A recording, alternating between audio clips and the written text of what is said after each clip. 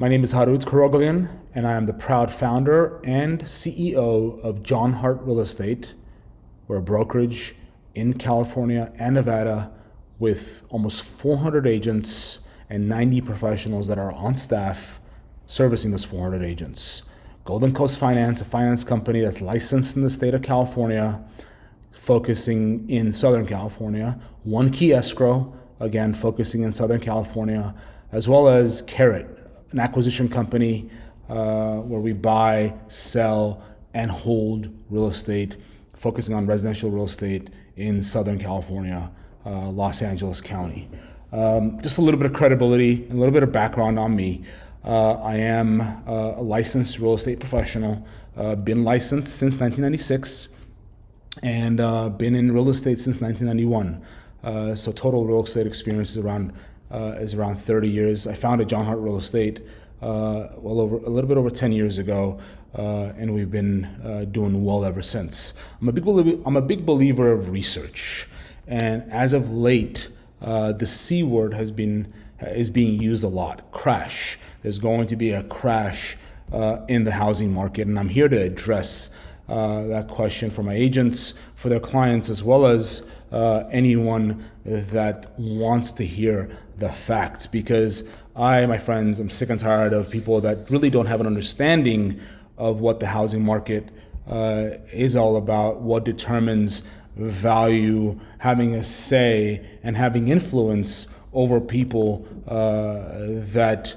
are thinking about purchasing real estate or selling real estate. So I'm here to tell you that I believe right now, more than ever, it is a buyer's market. Okay. For those of you guys who think I'm crazy, give me a chance, give me a few minutes and let me explain myself, because I'm a big believer of research. I'm a big believer of behavior. I'm a big believer of facts, and the facts are with me on this opinion, ladies and gentlemen. So I'm going to show you what I wrote about a year ago. A year ago, similar questions were coming up because of the pending presidential election. A lot of people were asking if the housing market was going to get affected. Is putting Biden in office going to affect the housing market? So on September 29th, I'm going to show you guys something here.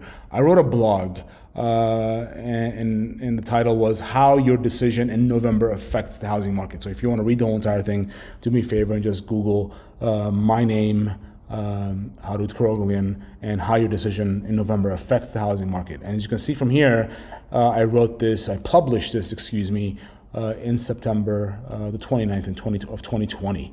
And I did a lot of research, and I do a lot of research, and I'm a big believer of the builder confidence. And I track it just to get an idea of how much inventory we're going to have, because inventory is a big reason to why the market gets affected, right?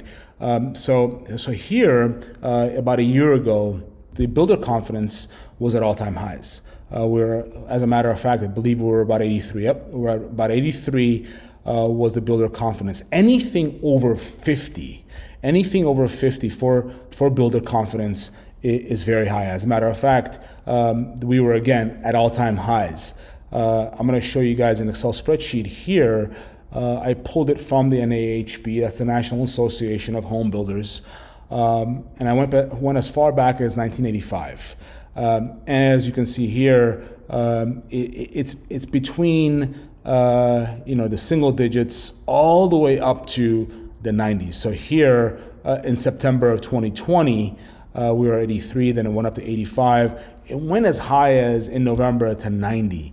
And that's because obviously the demand and the interest rates were so low, demand was so high.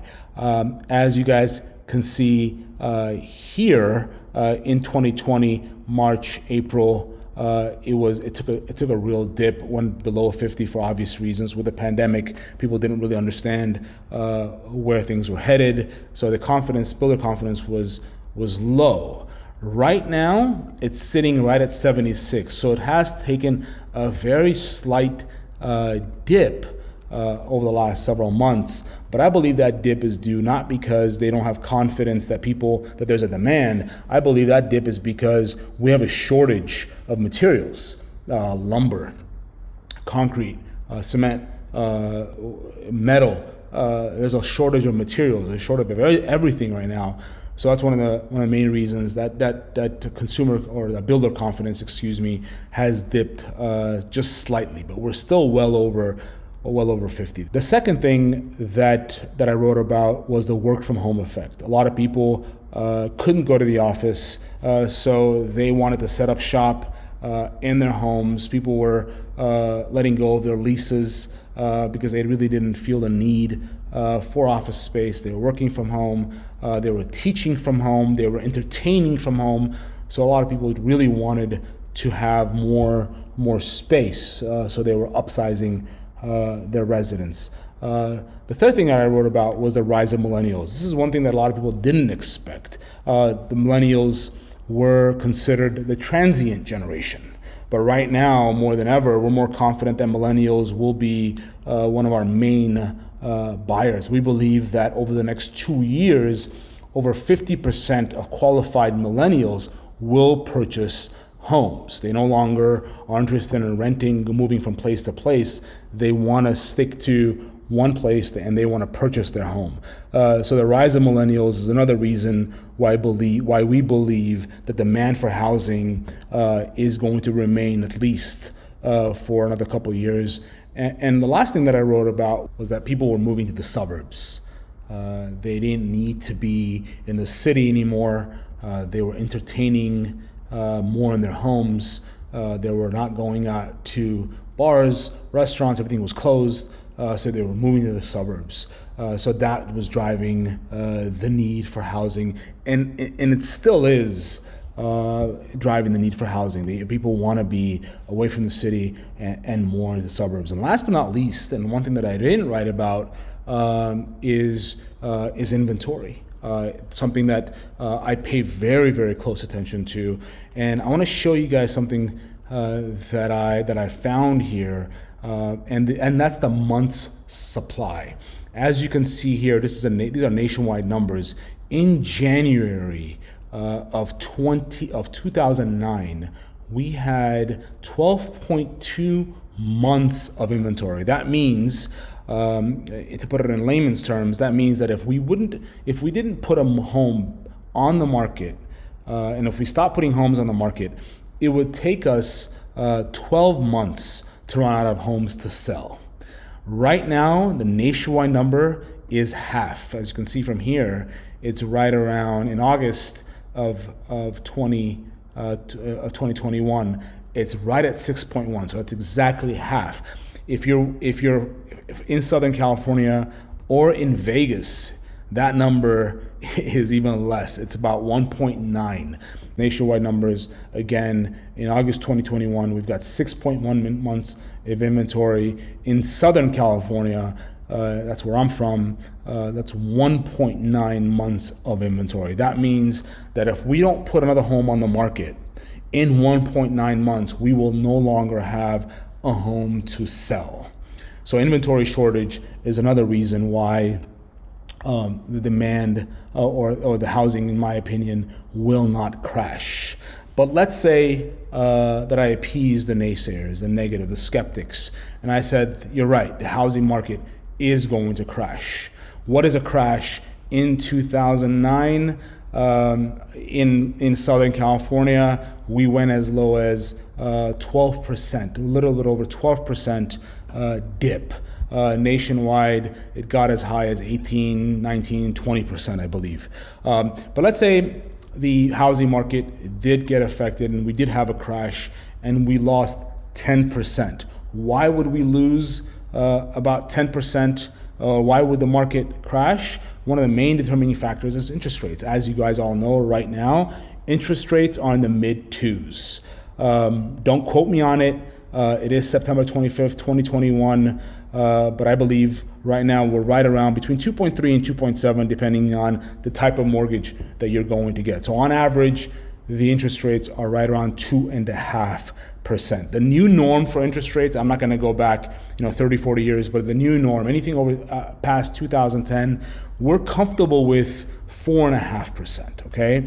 But right now, interest rates are at 2.5%. The Fed has made it clear that they're not going to raise interest rates until 2023. I believe that interest rates will start going up during the last meeting. 2022 December is when I think the Fed will raise short-term interest rates. They're saying 2023. We will see. But regardless of when, whether it's in December 2022 or 2023, we are going to see interest rates go back up to 4.5%. This is why I tell each and every single one of you guys right now, September 2021 through, I would say, about June, July 2022, it is a buyer's market. It is every single buyer. Are you renting? You need to buy. Do you need to upgrade? Buy. Every single person who's thinking of purchasing needs to do it now to take advantage of these very, very low interest rates. Ladies and gentlemen, money is free right now. So let's say the market does crash. And one of the main factors we can all agree is that interest rates will start going up. So I've prepared here an Excel spreadsheet that I want to share with you guys that helps you tell a story, right? So right now, if we were to purchase a home and get a loan of $1 million, at an interest rate of 2.5% on a 30-year mortgage, our payment would be $3,951.21 a month. The total cost of the loan, ladies and gentlemen, is $1,422,435.24. If you guys want this Excel spreadsheet, reach out to one of my agents. You can find almost 400 agents on our website, johnhartrealestate.com. Go to our agents and call any of them. They all have the spreadsheet. Okay, so $1 million loan amount, 2.5%, is going to cost you over 30 years, $1,422,000. Let's say for those of you guys who are saying the market is going to crash, so we get this loan amount, we get a good deal, right? And we say 10% crash, which is highly unlikely, but let's say there was. And that mortgage, that loan amount is now $900,000. But we agreed that in order for that to happen, the interest rates will be at 4.5%. So if the interest rates are at 4.5%, my monthly payment is going to be $4,560. But the total cost of loan is $1,641,000. So even though I paid $100,000 or my loan amount was $100,000 less, look how much more the loan is costing me. For those of you guys who don't want to reach out to one of my agents, you can just go on to their websites.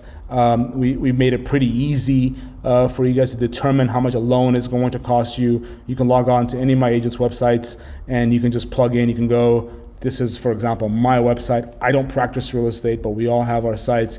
You can go into tools. You can go in the mortgage calculator. You can plug in the home's value. So what's the purchase price? If you're purchasing a home for $1 million and you're putting $200,000 down on a 30-year mortgage at 2.5%,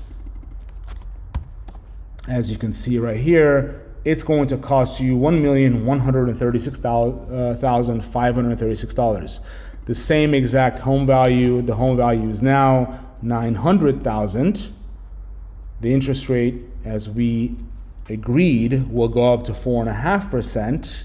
So now the interest is going to be a total of $574,516. So if you add that up, again, $1,274,516. So even though you paid $100,000 less for the home, you're still paying on the life of the loan $100,000 more. Okay, so, and I know not everybody keeps their homes for 30 years, but this example is just on a 30-year. If you hold the loan for a period, or you keep your home for 30 years.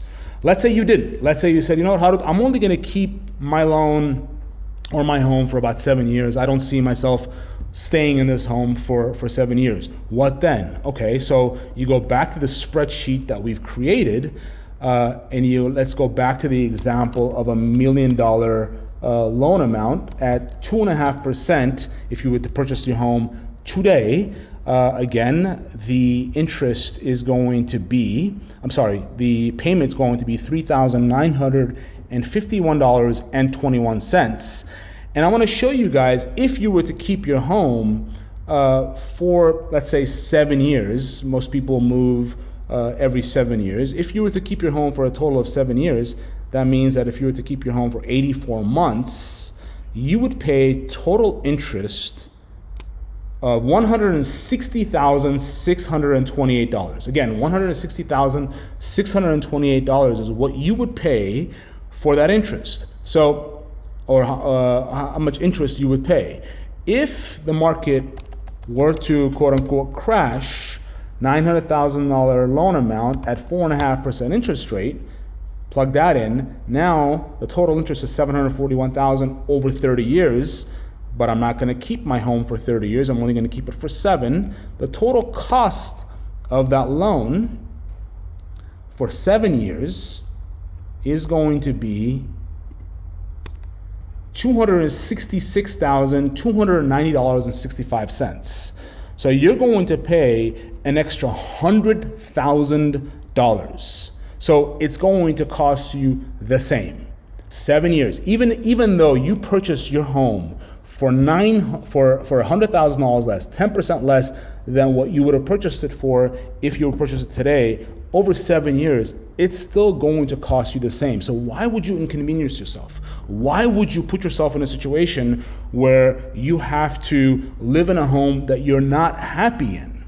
Right now, interest rates being at 2.5%, this is all-time lows, ladies and gentlemen. You're not going to see 2.5% interest rates, hopefully not ever, right? And I say hopefully because the only reason we have 2.5% interest rate is because the government, the feds, needed to do something in order for us to really have a better chance at recovery. So for those of you guys who are renting, for those of you guys who have not purchased because you think the market is going to crash, do me a favor, sit down with an agent, really understand exactly what the next couple years are going to look like, and think about purchasing a home sooner than later, because you're going to regret it. If you have any questions, if you need to understand what I'm talking about a little more, and you want someone to sit down with you, reach out to one of my agents. Go to johnhartrealestate.com and look out and reach out to one of my agents. They will be more than happy to walk you through this entire process. If you want to reach out to me, if you have any questions for me, comment below, and I'll be more than happy to answer any of your questions. For me, this is more of an educational piece. I'm just sick and tired of hearing the media saying that the market is going to crash. Based on what? Give me facts. Tell me what the consumer index is looking like. Tell me what interest rates are looking like. Tell me what the 10-year bond is looking like. Tell me that builders are no longer confident that the market there's a demand for housing. Give me some information. Don't just tell me that the market is going to crash. Tell me why you think the market's going to crash. Let's talk about it. All right. Thank you very much for your time. I really appreciate you watching this. I'm a big believer of owning where you live. So if I've helped one more person today make up their mind on purchasing a home, I've done my job. Do me a favor, share this with everybody. I want everybody to get the right type of information, not just information they hear from the media. Enjoy the rest of your day. Thank you very much. Goodbye.